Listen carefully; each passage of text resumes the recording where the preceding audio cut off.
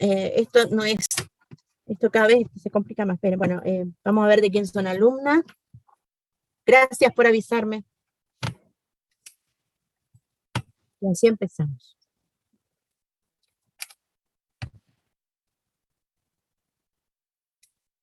Silvana, ¿de qué alumna sos? ¿De Natalia Copelo o de Ana Salas? De Ana Salas, profe.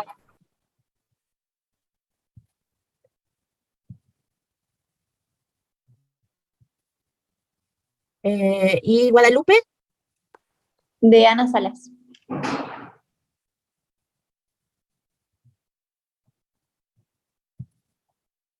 Bueno, creo que estamos todos ya.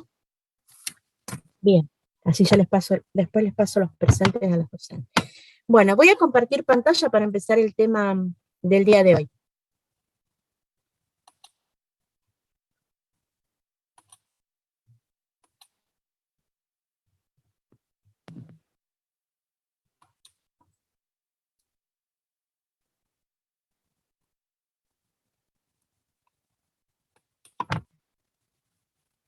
Bien. Bueno. Con respecto a los otros temas de placa, no quiere decir que el tema de placa esté acabado. Tanto la placa odontopática como la periodontopática son bastante temas muy extensos. Hay las 3 consignas que hicieron cada una de las placas, no es la totalidad del tema. Si quedan dudas, bueno, después las vamos a ir subsanando en tiempo antes del parcial. Así que bueno, después, antes de terminar, sí voy a aclarar algo que se planteó como error y que es muy común en mis alumnos, y bueno, a lo mejor les sirve también a ustedes. Bueno, el tema de hoy es alimentación, nutrición y dieta. Yo lo que quisiera hacer es que ustedes hablaran en el tema, obviamente, y vamos viendo y vamos completando con las cosas que faltan. Si yo les pregunto cómo evolucionó la alimentación desde el comienzo hasta ahora, ¿quién es capaz de hablar sobre esa evolución? No los veo a todos, así que díganme cuando hablen quién es.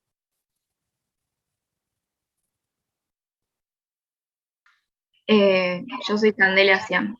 Bueno, que en un primer momento la alimentación se obtenía el alimento en realidad se obtenía a partir de la caza y de la recolección, que la alimentación primero era cruda hasta que aprendieron a cocinarlo el alimento, y después... No solo aprender a cocinar, sino la aparición del fuego, porque antes claro. no había, entonces cuando descubren el fuego, ahí empiezan a cocinar los alimentos.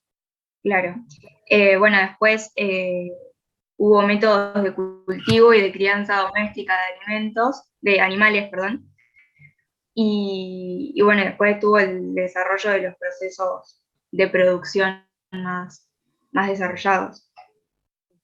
Entonces esa evolución que vos decís, que en un principio primero comían vegetales, porque no sabían todavía cazar ni pescar, entonces primero eran los vegetales, la alimentación, cuando aparece, perdón, la caza y la pesca, empiezan a tener masticación más vigorosa. ¿Y qué pasa con esos maxilares? ¿Se fueron qué? Disminuyendo de Se tamaño. fueron retrayendo y disminuyendo de tamaño. Claro, porque al principio necesitaban una masticación, unos dientes muy fuertes para masticar ese alimento, y después como la alimentación o el alimento propiamente dicho se fue cocinando más o abriendo más producción, la masticación fue menos vigorosa y por lo tanto decrecieron los maxilares. ¿Y qué problema hay hoy en día con esto? Con esa alimentación y esa elaboración ahora es tan sofisticada, está todo muy elaborado, muy procesado. ¿Qué pasa hoy en día? Hubo un incremento del azúcar. Aparte no un incremento, sino que se descubrió el azúcar. En Europa, en la época de los nobles, ¿quién estaba con el azúcar? ¿Quién consumía el azúcar? Los reyes. La nobleza. Los reyes, los nobles y los plebeyos no consumían azúcar, por lo tanto no tenían caries. ¿Mm? Entonces, hoy en día, ¿qué problema hay?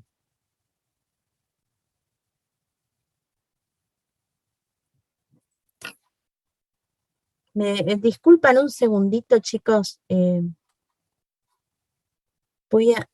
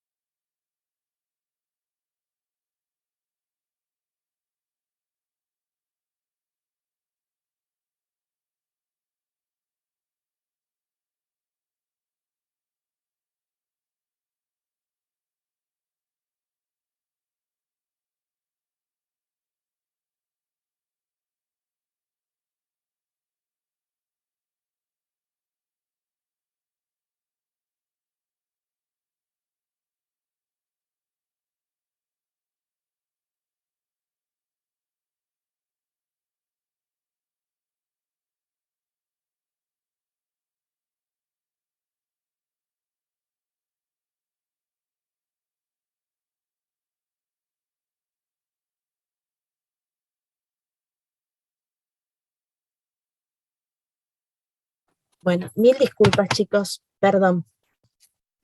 Esto es lo que hace que uno cuando hace clases en casa y bueno, es bazar. Tuve que atender. Profe, Sí, yo le consulto porque a las 2 tendría que conectarme por un final de legal. Eh, Le avisaba por las dudas de que me iba a desconectar. bueno. Vos sos alumna de, yo ahora te pongo, Alumna de Natalia. Jordan. Bueno, yo le aviso entonces que tenés un final. Bien, bueno, entonces, veníamos hablando de que esa elaboración de los alimentos, ¿qué pasaba? Hoy en día, ¿qué problema puede traer eso? A ver, además de la industrialización del alimento y de la aparición del azúcar. Que tiene una textura más fina, Al tener una textura más fina, ¿quién entonces habló? permanece en boca, más tiempo en boca. Micaela. Micaela. Sí. ¿Y qué pasa entonces? Al tener una textura más fina, más blanda, ¿qué pasa con esa masticación? Es menos vigorosa, puede ser. Es menos vigorosa, los dientes se desgastan menos y entonces hay, ¿qué? ¿Problemas de qué? Si no se desgasta el diente, ¿qué pasa con ese espacio? No se crea. Entonces, por eso hoy en día el problema está hay que tantos problemas de malposición, problemas de espacios, de ortodoncia, porque la comida es tan refinada, estamos tan elaborada, que esa masticación hace que los dientes no se casten naturalmente. ¿Sí?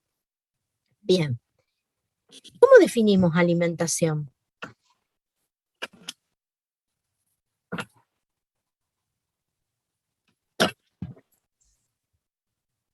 Tengan los apuntes a mano, si no lo saben, y busquemos y veamos a ver qué es alimentación. Alimentación es la acción y el efecto de comer y beber que comprende el proceso por el cual se pone a disposición del organismo sustancias energéticas o estructurales. Bien, o sea que es la acción de comer y de beber, pero además es el proceso que ese alimento sufre desde la obtención, que pasa por la elaboración, hasta llegar a ser consumido por el organismo. Ese patrón alimentario de lo que nosotros hablamos, ¿es en todas las sociedades el mismo? No, va a cambiar. Va a cambiar. ¿Y ese cambio a qué depende? ¿De qué va a depender?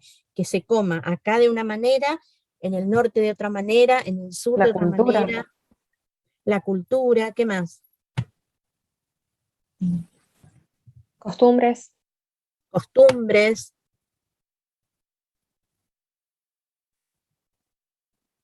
¿Qué más?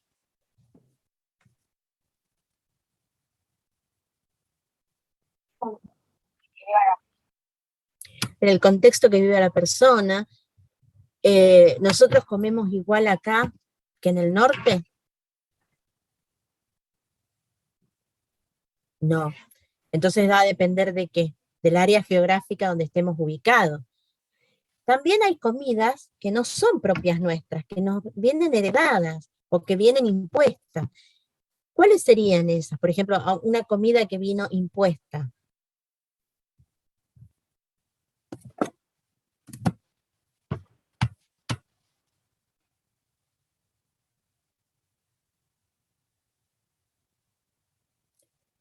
Supongo que todos salen a la noche, ¿no es cierto? El sábado, el viernes, el domingo, el día que sea. Bueno, si van ahora, ¿qué de moda está? Además de tomar una cerveza. ¿Con qué Comer toman pizza. pizza? ¿Qué más? Hamburguesa. Hamburguesa. ¿Son comidas tradicionales nuestras? No. Esas comidas, la comida chatarra, la comida rápida, son todas comidas, son imposiciones que nos han hecho, que son bárbaras porque a veces nos sacan de apuro, pero que en realidad no son comidas típicas nuestras. Es una comida, son impuestas. ¿Qué es el alimento?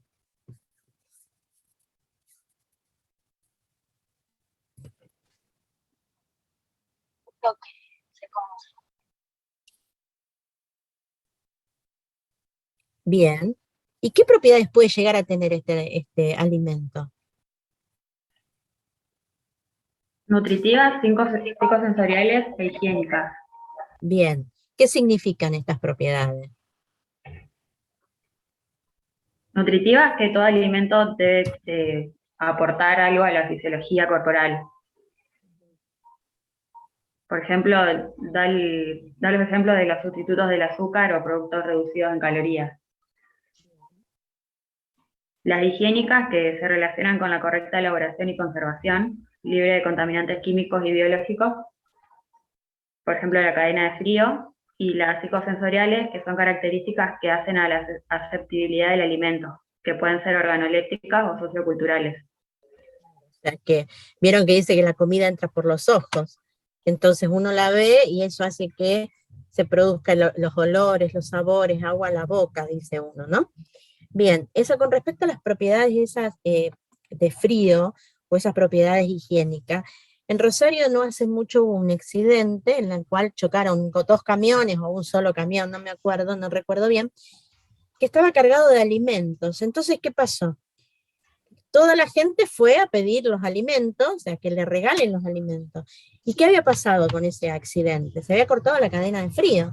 Entonces esos alimentos no podían ser consumidos para el consumo humano. Algunos sí se pudieron, pero otros no. O sea que en ese caso, al perder esa cadena de frío, el alimento ya no puede ser consumido por nosotros. Por eso es tan importante esa conservación. Bien. Vieron que yo en un principio dije que alimentación, nutrición y dieta. Bueno, estas tres definiciones son muy importantes para tener en cuenta. Ya hablamos de la definición de alimentación, ahora vamos a hablar de la definición de nutrición. ¿Cuál es la definición de nutrición?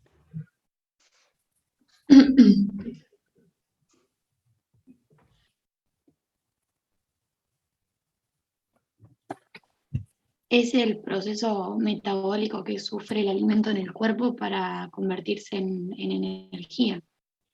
En materia y energía. Es el proceso metabólico del alimento para convertirse en materia y energía. ¿Y qué es un nutriente? ¿Qué es el nutriente que nosotros necesitamos para eso? Un compuesto químico presente en los alimentos. Ajá. Bien, y podemos hablar de qué tipo de nutrición. ¿Malnutrición? ¿Cómo se llamaría eso? Desnutrición. Desnutrición. La desnutrición, ¿qué enfermedad, qué manifestaciones puede llegar a dar? Enfermedades Enfermedades infecciosas. infecciosas, neumonía, sarampión. hipovitaminosis, anemia. Bueno, Tanto no habrá muchas más. es muy perjudicial tanto la desnutrición como la malnutrición, o sea, la hipernutrición, que también va a producir enfermedades tipo de diabetes, obesidad, que son enfermedades muy difíciles de tratar, ¿no es cierto? Bien, y la última definición que nosotros queremos saber es la dieta.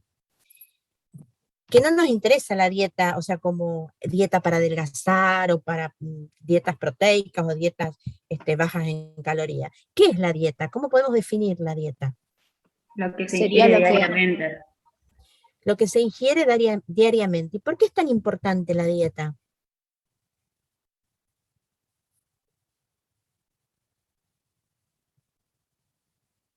Porque al pasar por la cavidad bucal va a manifestar algunas diferencias en el pH, en el flujo salival, Ujú. Y eso en los hace que, nutrientes de los microorganismos también. claro, la dieta, nosotros cuando vamos a la escuela, analizamos la dieta del paciente por medio de un diario de comida. Ese diario de comida a nosotros nos va a mostrar 3 días de la dieta de ese paciente. Al ser esos 3 días, nosotros decimos son 3 días. ¿Por qué 3 días? ¿Qué les parece? ¿Por qué pedimos 3 días y no un día?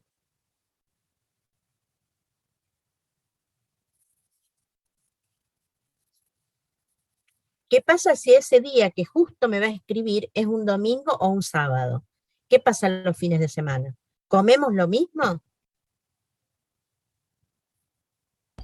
No, varía la dieta según el día.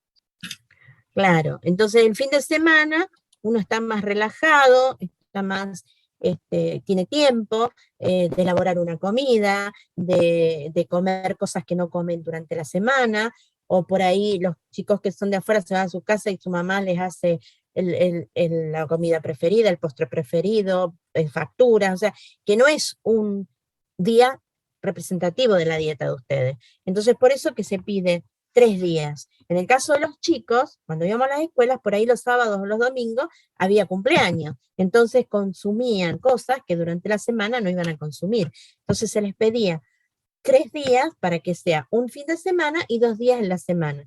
Y además hacer la salvedad de que esos días que estábamos en la semana, un día que estuvieran todo el día ocupados y otro día que no tuvieran tantas ocupaciones. ¿Para qué? Para ver qué es lo que se come.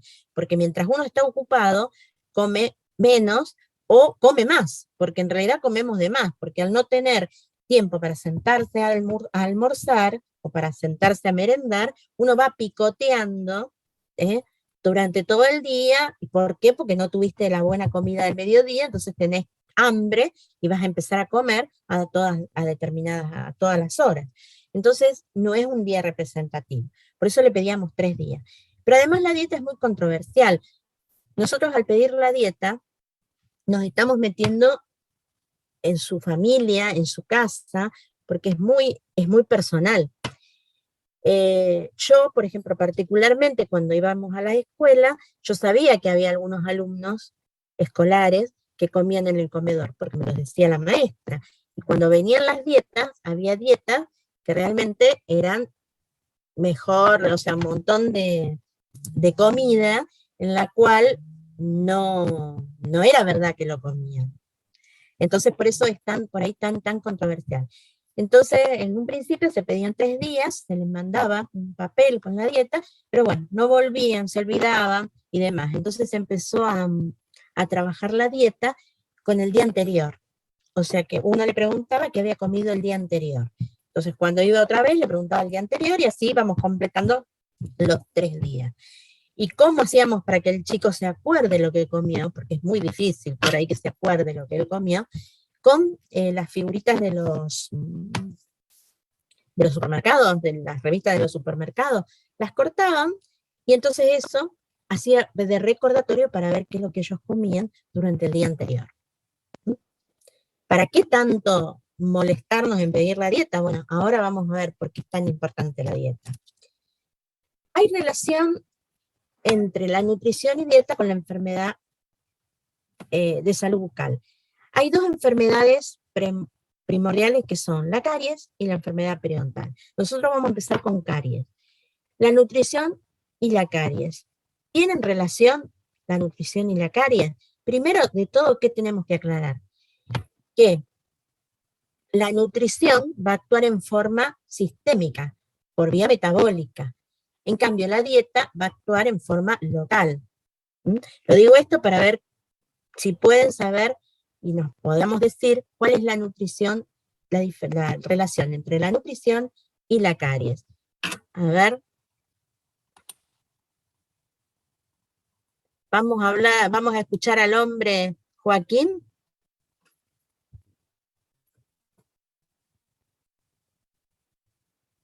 ¿Se me fue? Me anda mal el internet, sí, ¿qué pasa? Bueno, pasa que estás en clase y yo estoy haciendo una pregunta. Decime, la relación que existe entre la nutrición y la caries, ¿cuál es? La nutrición y la caries. Sí. Y que justamente, que a base de de los nutrientes que, por ejemplo, son necesarios para, por ejemplo, tener una buena estructura dentaria,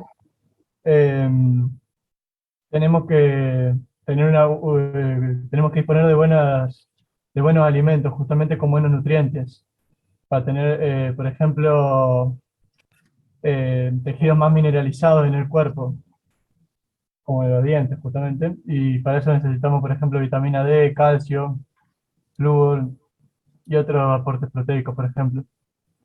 Ajá. Y la carencia de estas vitaminas, por ejemplo, la carencia de la vitamina D, o el calcio, ¿no? Porque la vitamina B regula el calcio y el fosfato. ¿Qué puede provocar en el organismo?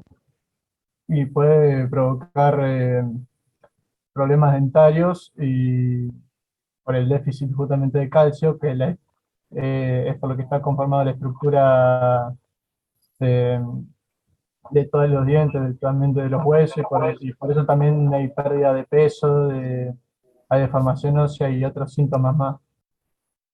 Bueno, vamos un poquito a ordenarnos. Está bien lo que decís, pero si yo estoy en la enfermedad que produce una carencia de vitamina D o una deficiencia de la vitamina D, va a producir pérdida de talle, de peso. Esa enfermedad, lo primero que manifestación que va a aparecer es la manifestación en los huesos. Claro. Porque es una enfermedad que ataca a la estructura ósea. Cuando ya es grave, que es la enfermedad que es el raquitismo, sí puede haber manifestaciones dentales. No es que la carencia de vitamina D va enseguida a dar manifestaciones. A nivel sistémico, claro, en los huesos. Primero va a manifestarse en los huesos porque es una alteración a nivel óseo. Y después, cuando sí hay un periodo más avanzado de esta enfermedad, podemos ver manifestaciones clínicas en los dientes. Esas manifestaciones clínicas de las que hablas, Joaquín, ¿saben los nombres? ¿Saben qué manifestación puede haber?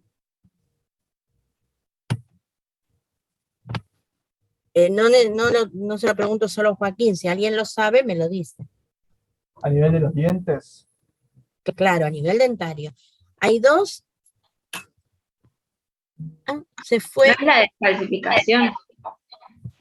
Bueno, pero en realidad no solamente se pierde calcio. Bueno, sí, se pierde calcio, pero no se llama así descalcificación. La lesión se llama hipocalcificación.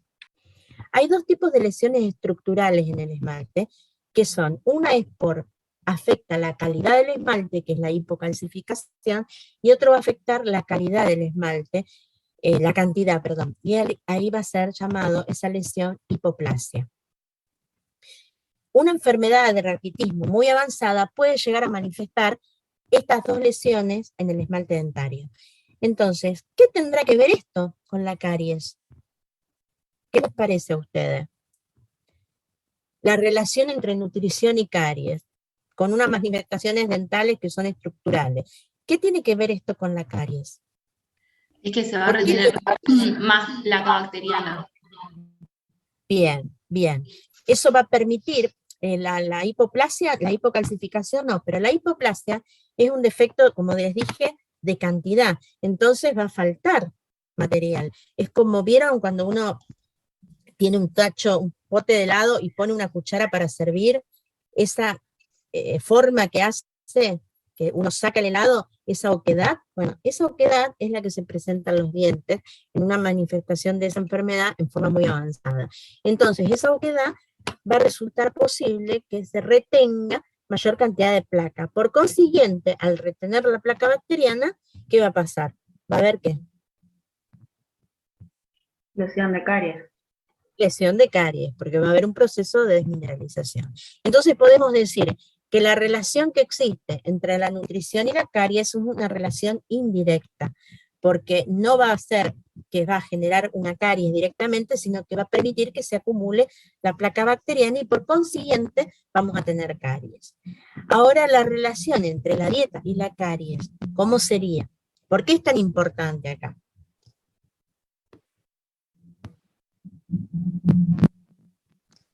¿Sería, profe, directa en este caso? La relación es directa. Porque los hidratos de carbono que puede consumir una persona en la dieta pueden ser fermentados por las bacterias. Muy bien. Actúa con... Sí, perdón. ¿Qué decías? No, eso, que actúa como un sustrato para la nutrición de la bacteria. Bien, o sea que es tan importante la dieta porque la placa bacteriana, la odontopática, se nutre de los sustratos de la dieta. ¿Mm? Entonces, cuando ustedes le preguntaron, yo no me acuerdo la pregunta si eran, si usaban, si utilizaban, no, preguntaban adhesión, no nutrición. Bueno, pero uno de los determinantes ecológicos es la adhesión y otro es la nutrición. Entonces acá la dieta sirve como sustrato de la placa bacteriana para, con su metabolismo de la glucólisis y de la glucosíntesis, poder llegar a degradar y formar ácidos y polisacáridos extra e intracelulares, ¿verdad? Ahora, si yo les digo, ¿cómo explican a un paciente esta relación de la dieta y la caries con la importancia del cepillado dentario nocturno? ¿Cómo sería? ¿Y por qué le tengo que explicar y le tengo que dar tanta importancia a este cepillado?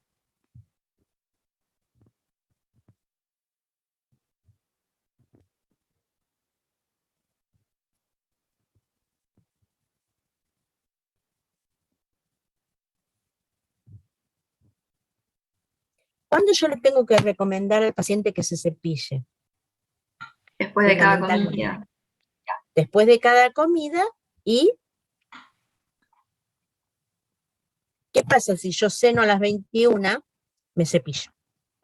Pero después, a las 23, me como un chocolate, bueno, un chocolate, no, una torta. Y después, a las 24, me como un caramelo.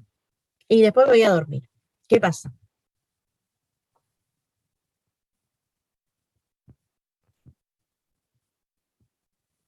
Las bacterias quedan actuando toda la noche y no se cepilló antes de irse a dormir, digamos, después de la última comida.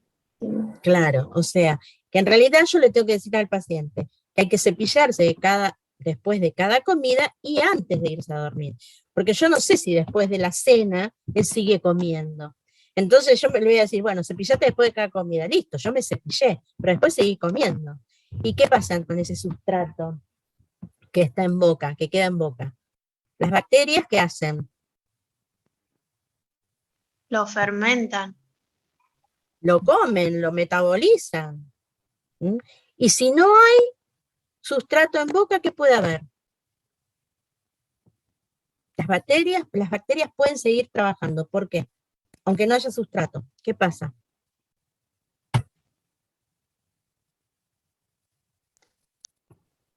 Pueden seguir fermentando a partir de polisacáridos intra o extracelulares que hayan tenido almacenado. Claro. O sea, unos son para darle sostén a la placa y los otros para almacenar energía. Entonces, si no tienen sustrato, ellas pueden sacarlo de ahí y seguir comiendo y seguir metabolizando y seguir fermentando el ácido, formando el ácido. ¿Mm? Por eso es tan importante la relación. Y como dijo una compañera, que no sé quién es, que dijo que la relación entre la dieta y la caries es directa. ¿Por qué? Porque la dieta, primero que actúa localmente, y segundo que actúa como sustrato de las bacterias de la placa bacteriana. ¿Mm? Bien.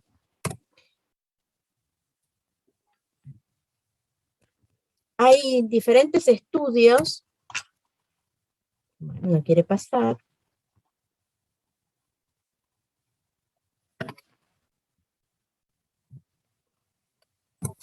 Se encaprichó, no quiere pasar.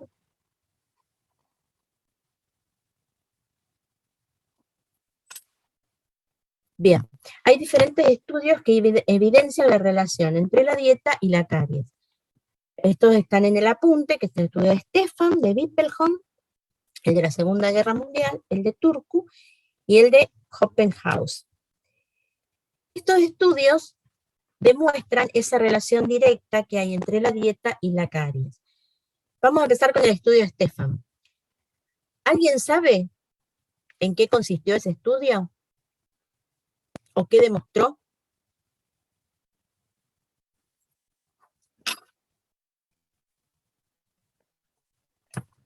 Demostró la rapidez de la agresión ácida y la relativa lentitud de los sistemas buffer. Bien, ¿y cómo obtuvo eso? ¿Cómo llegó a esa conclusión? ¿Qué es lo que observó Stefan?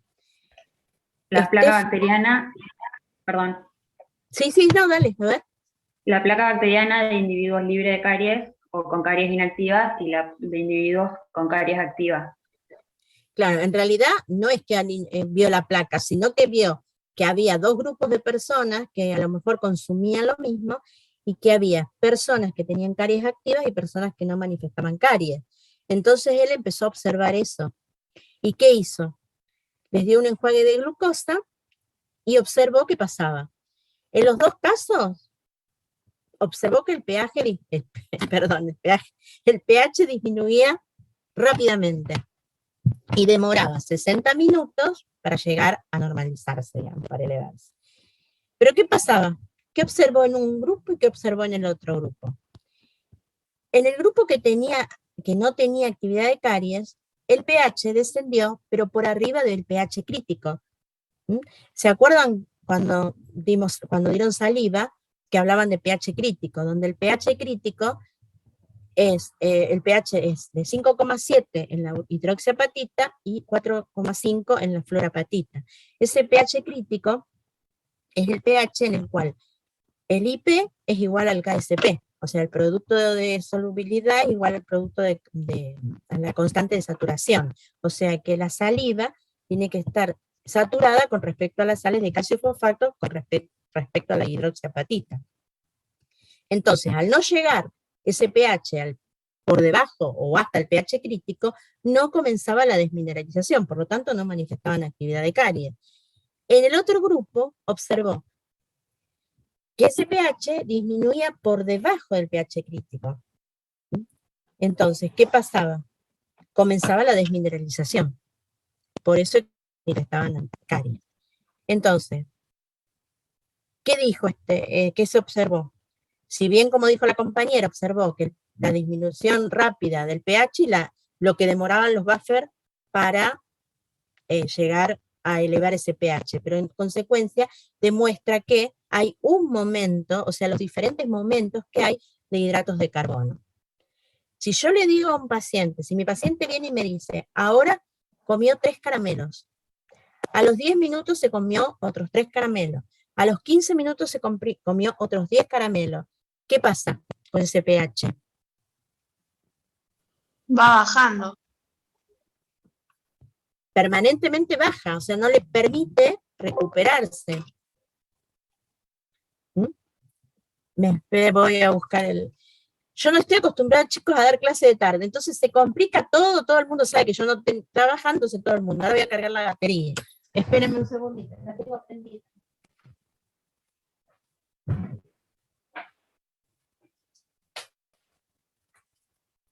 Disculpa. ¿Qué pasa entonces con este paciente?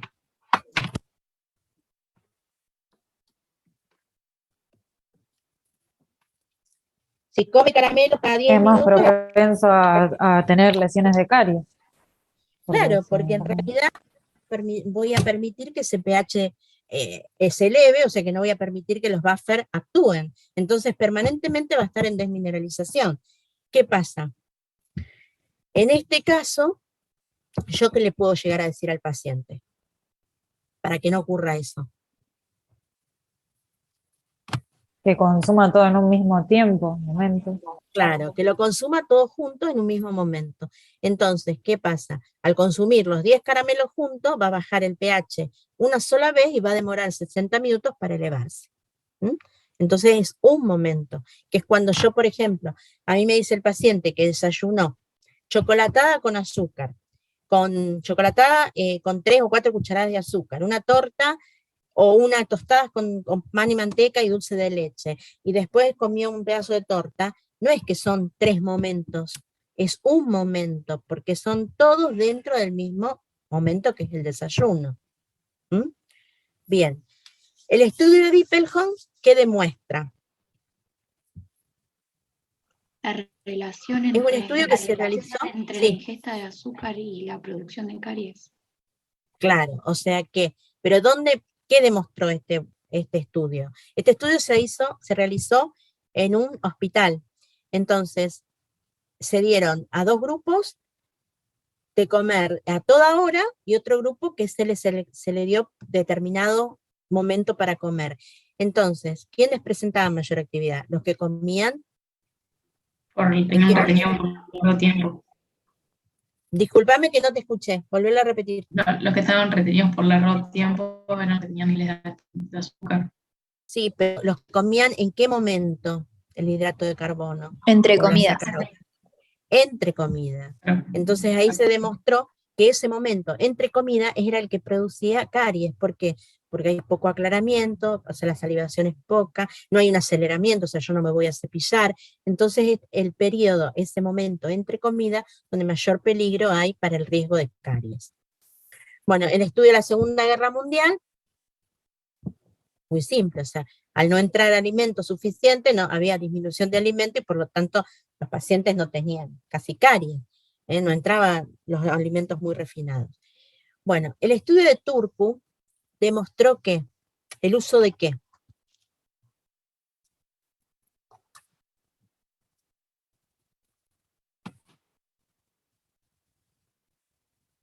Se reemplazó la sacarosa por la fructosa. ¿Por qué más? O el xilitol. Por el xilitol. Este estudio se realizó en adultos, duró 2 años, y reemplazaron la sacarosa con la fructosa o el xilitol, y observaron que el xilitol y la fructosa tenían pacientes con menor actividad que los de sacarosa. Y después, bueno, tenemos el estudio de Hoppenhaus, que este estudio son bastante recientes estos 2 últimos estudios, se hizo en un orfanato, donde había niños con dieta lacto-vegetariana, y que cuando salían a comer una dieta variada, aparecían las caries. Entonces, observaron que si mantenían una dieta lacto-vegetariana, no presentaban caries. Bien, estos son estudios que evidencian esa relación, la dieta y la caries. Bueno, llegamos a el potencial inductor de caries. ¿Yo puedo llamar a un alimento cariogénico? No. ¿Puedo decir, bien, por qué no? No sé quién dijo no. Yo, Virginia, porque no va a depender solo del alimento, sino también de quién lo coma, con qué frecuencia, cómo y cuándo. Claro. O sea que yo no puedo decir que un alimento es cariogénico, sino que es potencial inductor de caries. ¿Por qué? Porque va a ser el alimento que con ciertas condiciones puede llegar a producir caries. Va a depender de quién lo coma, cómo lo coma, en qué momento, la frecuencia. Y también, o sea, que va a depender de los alimentos y del sujeto. Del sujeto, porque va a ser eso, o sea, en qué momento, con qué frecuencia, cuál es el aclaramiento que tenga ese sujeto. Y con respecto al alimento, ¿qué me voy a fijar?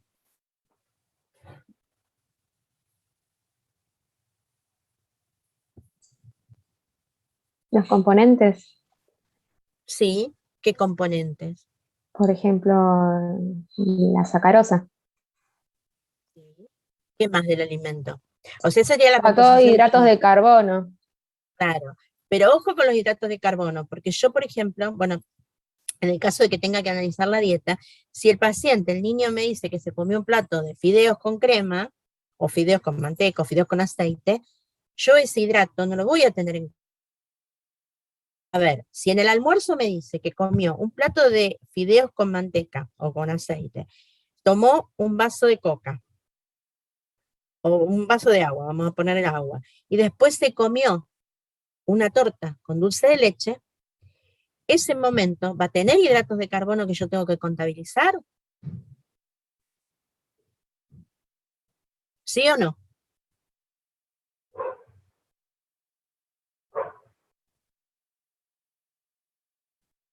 Sí, no por el plato de fideo, sino por qué. La torta con dulce. La torta con dulce de leche. Entonces, ese es todo el momento del almuerzo. Pero si el niño comió ese plato de fideo con vaso de agua y nada más, no lo voy a tener en cuenta. Entonces, ahí estoy viendo la composición química que tiene ese alimento. ¿Qué más me fijo del alimento?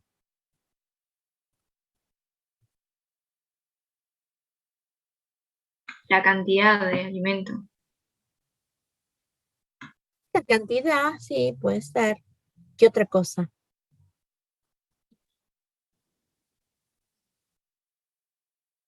Sí, también. Ahora me voy a detener en eso, pero quiero que aparezca otra cosa, el alimento. El La alimento, frecuencia. Es líquido, la sólido. frecuencia es del sujeto. Ahora estamos hablando del alimento. Si es Composición líquido, química, ¿cómo? si es líquido o sólido, puede ser.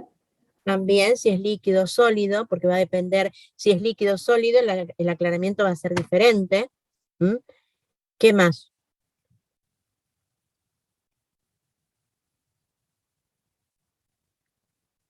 Si yo tengo un caramelo eh, masticable pegajoso y tengo otro que no lo es, ¿cuál va a ser más perjudicial? ¿Qué voy a ver ahí? ¿Las propiedades de qué tipo? El tiempo. El tiempo va a ser del sujeto, o sea, ¿por qué? Porque ese alimento, o sea, si yo te digo que un chupetín, entre un chupetín y un caramelo, ¿cuál va a ser más perjudicial para vos? No sé con quién estoy hablando, pero con Micaela, ¿puede ser? Si Sí. yo te digo, si vos está entre un chupetín y un caramelo, ¿cuál de los dos va a ser más perjudicial? A ver, pensa.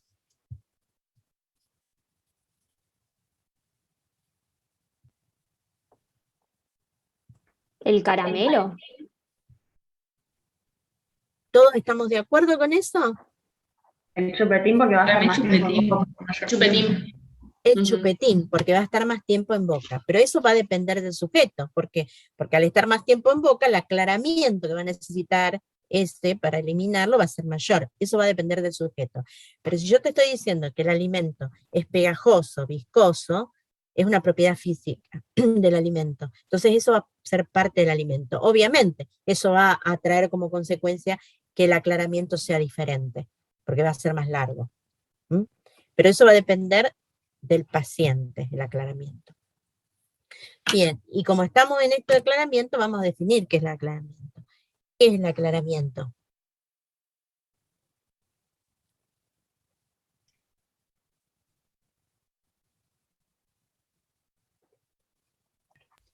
Es el El tiempo que tiempo. se precisa. Dale, seguí si querés. No, dale, tranquila. Es el tiempo que se precisa para eliminar el hidrato de carbono o azúcar hasta alcanzar los niveles presentes antes de comerlo o debajo de 0,1%. Claro, o sea que es el tiempo que se elimina, el tiempo necesario para eliminar ese hidrato de carbono. Ese aclaramiento puede ser favorecido o puede ser, digamos, retrasado o acelerado. El aceleramiento del hidrato, del aclaramiento, ¿cuál va a ser? ¿A través de qué?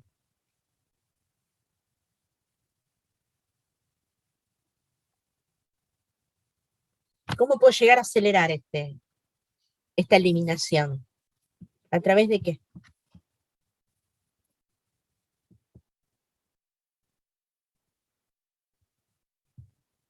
De la masticación. Del cepillado. O sea, el cepillado me va a hacer acelerar ese tiempo en el cual va a ser mucho más rápido si yo me cepillo a que yo elimine con el movimiento de los carrillos o de la lengua. Y también lo puedo retrasar cuando hay obturaciones de paciente, cuando hay prótesis, cuando hay apiñamiento, o sea, malformación dentaria, un apiñamiento, también va a retardar ese aclaramiento. ¿Sí? Bueno, ¿alguna duda hasta acá?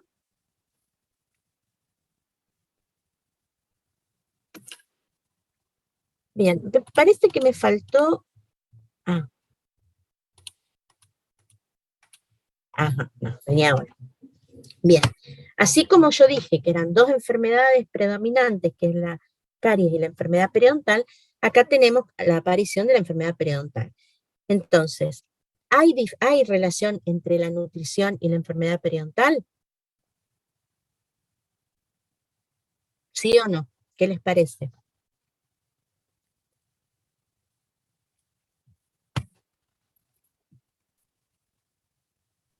Y sí, porque tendríamos que tener vitaminas A, la C, por ejemplo, que eran las importantes para mantener bien a los tejidos sanos, digamos. Bien, o sea que la nutrición y la enfermedad periodontal tienen relación porque la carencia de esas vitaminas va a poder llegar a aumentar el riesgo de la enfermedad periodontal. ¿Y con la dieta hay relación? No, No, ¿por qué? porque los alimentos que ingerimos y la saliva no van a entrar al ciclo gingival, entonces no van a ser nutrientes para las bacterias. ¿Quién habló para...? María Bazán. Bien. O sea que la dieta no influye en la enfermedad periodontal, porque nosotros, todo lo que comemos sirve ¿para qué? Para la placa odontopática, pero no para la placa periodontopática, que es la responsable de la enfermedad periodontal. Bien. Esto no. Dejar de compartir. Bien. Hasta acá.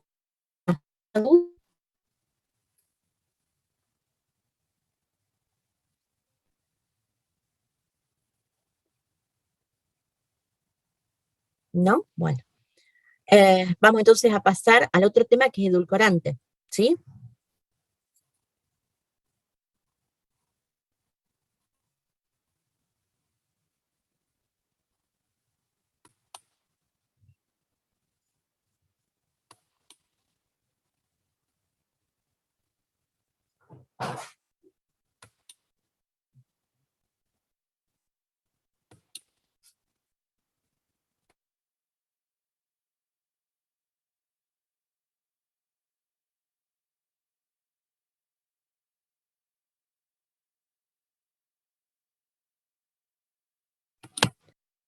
Bueno, los edulcorantes.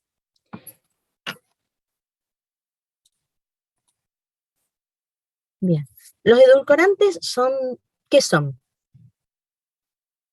Son sustancias naturales o artificiales que pueden proporcionar sabor dulce a un alimento, a una preparación. A una preparación. Estos edulcorantes también hay que incluir ¿quién? ¿A quién hay que incluir acá? ¿Se incluye a quién? Porque no dice edulcorantes, son sustancias naturales o artificiales. ¿A la sacarosa? A la sacarosa. ¿Por qué? Porque también es una sustancia química que puede llegar a endulzar cualquier sustancia. Estos edulcorantes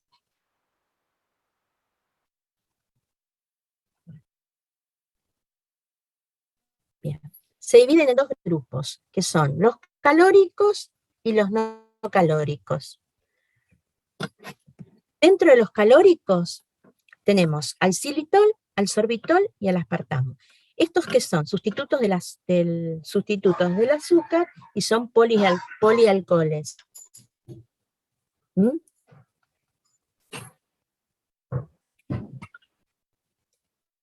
Los más importantes son los edulcorantes carólicos principales. La diferenciación, si quieren copienla, es entre el xilitol y el sorbitol.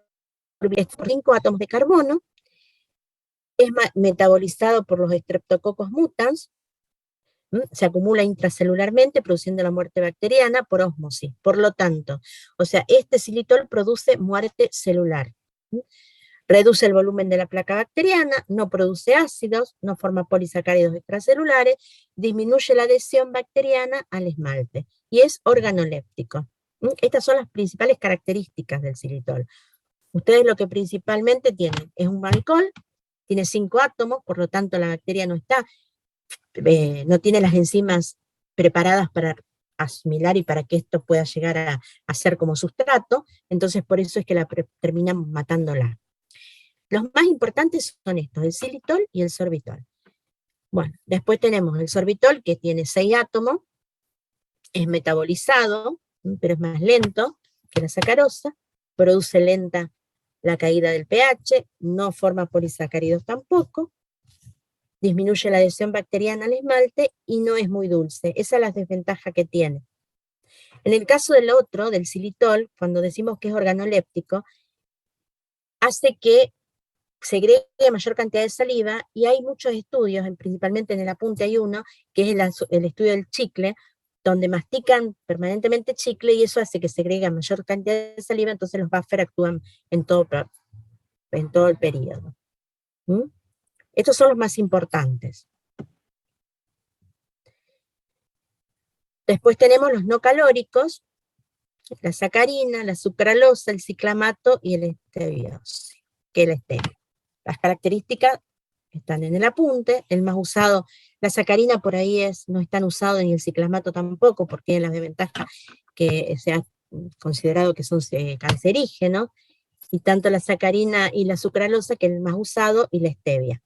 Dentro de todo, la stevia es el edulcorante natural, es sumamente dulce, se usa muy poquito, y esto, tanto la sucralosa, puede ser, como la stevia, puede ser usado también por los pacientes diabéticos. Bueno, y para concluir esto, que en el tratamiento de la placa se utiliza el xilitol. Cuando veamos la próxima clase, creo que la próxima clase ya es tratamiento de la placa bacteriana, uno de los tratamientos químicos de la placa odontopática es el uso del xilitol. ¿Por qué? Porque primero se utiliza el flúor, porque es el más común, y también se puede utilizar como tratamiento el xilitol. La contra que tiene el xilitol, que es caro, entonces por eso que no se usa muy a menudo. Bueno, y eso es lo que hace que evidentemente disminuya la cantidad de placa.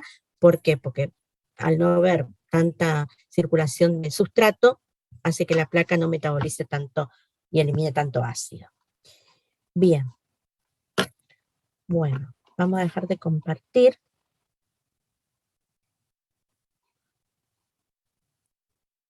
Esto directamente, lo más importante sería las diferencias entre el xilitol y el sorbitol. Después, lo demás está todo en el apunte, está sumamente claro, por eso que no me detuve demasiado en esto. ¿Hasta ahora alguna pregunta? Porque yo quiero hacer una aclaración que se la hice a los alumnos míos, porque era lo que había aparecido, y bueno, a lo mejor les sirve también a ustedes. ¿De este tema alguna pregunta? No, profe. Bueno, con respecto a la tarea que hubo en la semana pasada, una de las preguntas era, creo que era así, diferencie la adhesión entre la placa odontopática y la periodontopática. Creo que era así, ¿no? Más o menos la pregunta. Bueno, con respecto a la adhesión en la placa odontopática, ustedes bien saben que hay dos adhesiones, una que es reversible y la otra es que es irreversible. En el caso de la placa periodontopática, si bien la adhesión de la placa es hacia la cutícula, también tienen que tener en cuenta la otra adhesión, que es la parte estructural, que es la adherida al diente, al epitelio y la flotante. Esto se los aclaro porque todo el mundo termina con que la adhesión es solo a cutícula, pero la otra también es parte de la adhesión. Cuando hay siempre da la cutícula. Entonces, siempre, cuando hablen de adhesión, reconocen que también hay una adhesión al diente, al epitelio y la flotante. ¿Mm?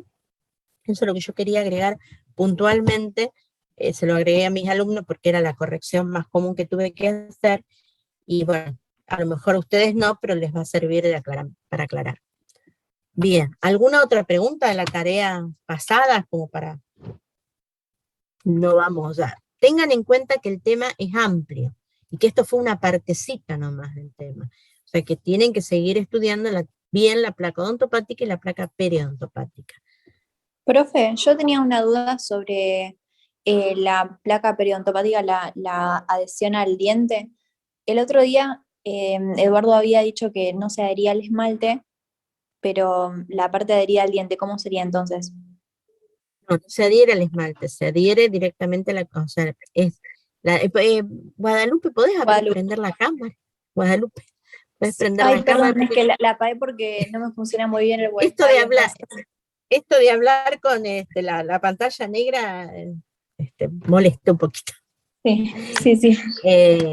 Bueno, no, lo que sí, o sea, no se adhiere directamente al diente. Es como la placa odontopática. O sea, la placa odontopática se adhiere al diente a través de la película salivar adquirida. En este caso, se adhiere al diente a través de la cutícula.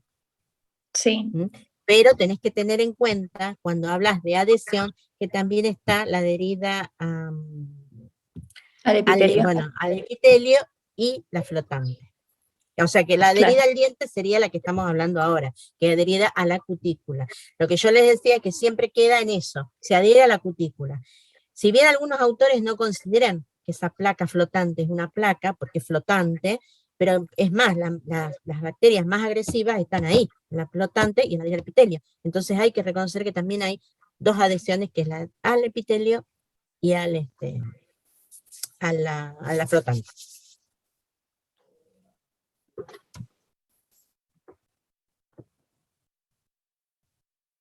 Guadalupe, no sé si... Sí, gracias, ahí entendí bien. Y creo que en el apunte, en la primera parte habla de película, pero que en realidad no es la película, es la cutícula, pero nosotros sacamos tal cual del autor, entonces no podemos cambiar las palabras, eso es del INDE. Bueno, no sé, ¿alguna otra pregunta?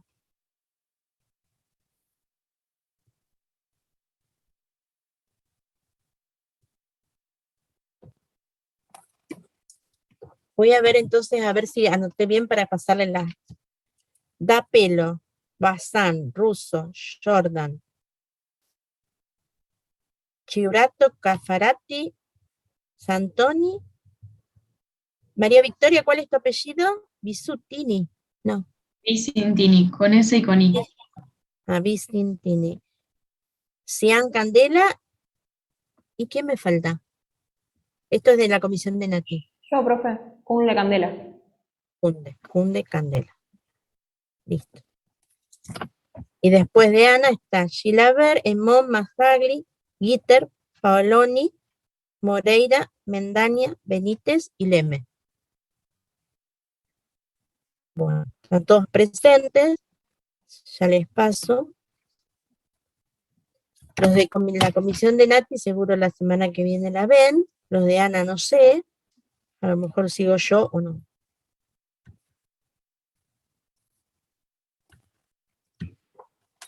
Jordan Vanessa es la chica que avisó que se iba, ¿no? Bueno. ¿Alguna pregunta o quieren cortamos acá?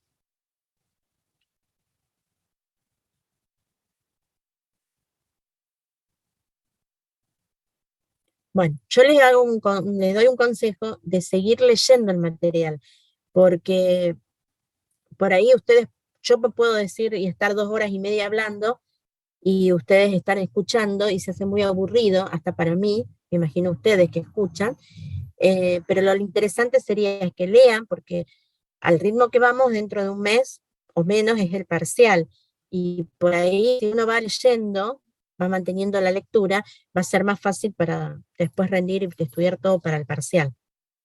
¿Mm? Así que traten de venir con el tema un poco leído, como para que sea más llevadero. Tanto, yo supongo que Nati, o sea, esto lo digo yo, pero Nati debe acordar conmigo, sí, seguramente. Bueno, nos vemos Yo creo que, entonces. perdón, quería hacer un comentario respecto a eso. La bibliografía, ¿hay alguna posibilidad de que la suban mucho tiempo antes en vez de subirla el lunes? Porque creo que la subieron recién ayer martes o lunes a última hora a esto que vimos hoy. Claro, no, eso no depende de mí, sino que eso lo podés planteárselo a Al Eduardo, profe. Ok, al dale. profe, claro. En el teórico, ver cuando, yo no sé el día que sube la tarea, tampoco la puedo manejar yo, pero creo que eso, si se lo planteás, no sé, no tengo idea cuándo se sube la tarea, perdón, la bibliografía. Supongo que yo tenía pensado que era el lunes a la mañana, pero bueno, no sé. Bueno, gracias. No, por favor. Profe, Bueno. ¿se sabe cuál es el próximo tema? Creería que es tratamiento de la placa, me parece. A ver, me esperan un segundito, me fijo. A ver.